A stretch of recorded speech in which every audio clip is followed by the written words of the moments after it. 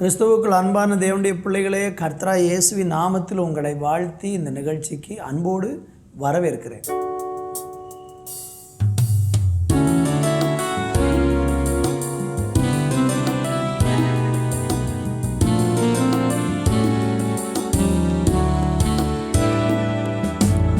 ஆயிரம் ஆயிரம் நன்மைகள் அனுதினம் என்னை சூழ்ந்திட, கிருபையும் இரக்கமும் அன்பும் கொண்டீரே. ஆயிரம் ஆயிரம் நன்மைகள் அனுதினம் என்னை சூழ்ந்திட, கிருபையும் இரக்கமும் அன்பும் கொண்டீரே. நல்ல எபினேசராய் என்னை நடத்தி வந்தீரே, நன்றி சொல்ல வார்த்தை இல்லையே. நல்ல எபினேசராய் என்னை நடத்தி வந்தீரே, நன்றி சொல்ல வார்த்தை இல்லையே. காலை மாலை எல்லாம் வேளையிலும் என்னை நடத்தும் கரங்கள் நான் கண்டேன். தேவை பெருகும் போது சிக்கி தவித்திடாது உதவும் கரங்கள் நான் கண்டேன். காலை மாலை எல்லாம் வேளையிலும் என்னை நடத்தும் கரங்கள் நான் கண்டேன். தேவை பெருகும் போது சிக்கி தவித்திடாது உதவும் கரங்கள் நான் கண்டேன்.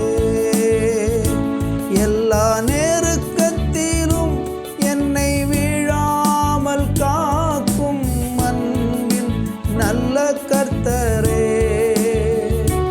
எல்லா நெருக்கத்திலும் என்னை வீழாமல் காக்கும் அன்பின் நல்ல கர்த்தரே.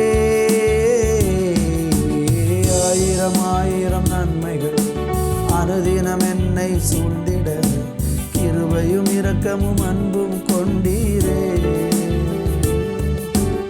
ஆயிரம் ஆயிரம் நன்மைகள் அனுதினம் என்னை சூழ்ந்திட, கிருபையும் இரக்கமும் அன்பும் கொண்டீரே. நல்ல எபினேசரா என்னை நடத்தி வந்தீரே, நன்றி சொல்ல வார்த்தை இல்லையே. நல்ல எபினேசரா என்னை நடத்தி வந்தீரே, நன்றி சொல்ல வார்த்தை இல்லையே. நன்றி சொல்ல வார்த்தை இல்லையே. நன்றி சொல்ல வார்த்தை இல்லையே. ஆண்டவரே, ஆயிரம் நாவுகள் ஆண்டவரே இருந்தாலும் ஆண்டவரே, நீங்கள் செய்த ஆயிரம் ஆயிரம் நன்மைகளுக்கு நன்றி சொல்வதற்கு எங்களுக்கு வார்த்தைகள் போதாது. ஏராளமான நன்மைகளை உம்மிடத்திலிருந்து நாங்கள் பெற்றிருக்கிறோம். அதற்காக நன்றி. தொடர்ந்து எங்களோடு இருந்து நடத்தும் இயேசுவின் நாமத்தில் பிதாவே, ஆமேன், ஆமேன். அன்பு தேவ பிள்ளைகளே, இந்த நாளில் நம்ம தியானிப்பதற்கு ஆதியாகம புஸ்தகம் 39ஆம் அதிகாரம் 2வது வசனம். கர்த்தர் யோசேப்போடு இருந்தார், அவன் காரிய சித்தி உள்ளவனானான். அவன் எகிப்தியனாகிய தன் எஜமானனுடைய வீட்டில் இருந்தான். அருமையான தேவனுடைய பிள்ளைகளே, இந்த பகுதியில் நம்ம பார்த்தீங்கன்னா யோசேப்பு ஒரு அந்நிய தேசத்தில் இப்பொழுது ஒரு அடிமையாக விலைக்கு வாங்கப்பட்டிருக்கிறான். இவன் அடிமையாக இருந்த அந்த எகிப்தியனாகிய அந்த போத்திபாருடைய வீட்டில் அவன் இருக்கும்போது கர்த்தர் யோசேப்போடு இருந்தார், அவன் காரிய சித்தி உள்ளவன் ஆனான் என்று நம்ம இங்கே பார்க்கலாம். அடுத்து நீங்கள் படிச்சிங்கன்னா 3வது வசனம் சொல்லுகிறது, கர்த்தர் அவனோடு இருக்கிறார் என்றும் அவன் செய்கிற யாவையும் கர்த்தர் வாய்க்க பண்ணுகிறார் என்றும் அவன் எஜமானன் கண்டு என்று நம்ம பார்க்கிறோம். அருமையான தேவனுடைய பிள்ளைகளே, இந்த யோசேப்போடு கர்த்தர் இருந்து அவனை அந்நிய தேசத்தில் அடிமையாக இருந்த இடத்துலையும் கூட அவனை காரிய சித்தி உள்ளவனாக ஆசீர்வதிக்கிறதை பார்க்கிறோம். உடனே அந்த எஜமானன் இந்த யோசேப்புக்கு மிகுந்த தயவு காண்பித்தான். அப்படி தயவு காண்பித்ததுனால கர்த்தர் என்ன செய்தாருன்னா, யோசேப்பு நிமித்தம் அந்த எகிப்தியனுடைய வீட்டை கர்த்தர் ஆசீர்வதித்தார் என்று நம்ம 5வது வசனத்திலையும் படிக்க முடிகிறது. நீங்கள் யோசிக்கலாம், யோசேப்பு எப்படி இந்த அந்நிய தேசத்தில் இப்படி ஆசீர்வாதமாக இருந்தான் என்று நீங்கள் நினைக்கலாம். வேதத்தில் நீங்கள் பாருங்கள், இந்த யோசேப்பை அழிக்கிறதற்கு பலரும் முயற்சி செய்ததாக பார்க்கிறோம். பலரும் என்று சொன்னால் வேறு யாரும் இல்லை, அவனுடைய சகோதரர்கள். இந்த யோசேப்புக்கு தன்னுடைய தகப்பன் அவனை அதிகமாக நேசித்ததுனால அவனுக்கு ஒரு பலவர்ண அங்கியை தைத்து கொடுத்து, இந்த யாக்கோபு என்கிறவர் அவருடைய தகப்பனார் எல்லா பிள்ளைகளை விட இந்த யோசேப்பினிடத்தில் அதிக அன்பு செலுத்தி வந்தார். காரணம் என்னென்னா, இந்த யோசேப்பினுடைய சகோதரர்கள் செய்ததான துன்மார்க்கமான எல்லா செயல்களையும் இந்த யோசேப்பு போய் தன்னுடைய தகப்பனாகிய யாக்கோபினிடத்தில் அப்பப்போ சொல்லி வருவார். ஏன்னா அந்த யோசேப்பு ஒரு உண்மையுள்ள மனுஷனாக, கடவுளுக்கு பயப்படுகிறவனாக, சிறு வயதிலேயே 17 வயதிலேயே அவன் ஒரு உண்மையுள்ள வாலிபனாக அவன் தன்னுடைய வீட்டிலே வாழ்ந்திருந்தான். தகப்பனார் அவனுக்கு ஒரு நல்ல பலவர்ண அங்கியை தைத்து கொடுத்து அவனை எல்லா காரியத்திலையும் முதன்மைப்படுத்தி அவனை நேசித்ததுனால இந்த சகோதரர்களுக்கு முதலாவது பார்த்திங்கன்னா, அதனுடைய 37ஆம் அதிகாரம் 4வது வசனத்தில் பார்த்திங்கன்னா, அவர்கள் சகோதரர்கள் யோசேப்பை பகைத்தார்கள் என்று எழுதப்பட்டிருக்கிறது.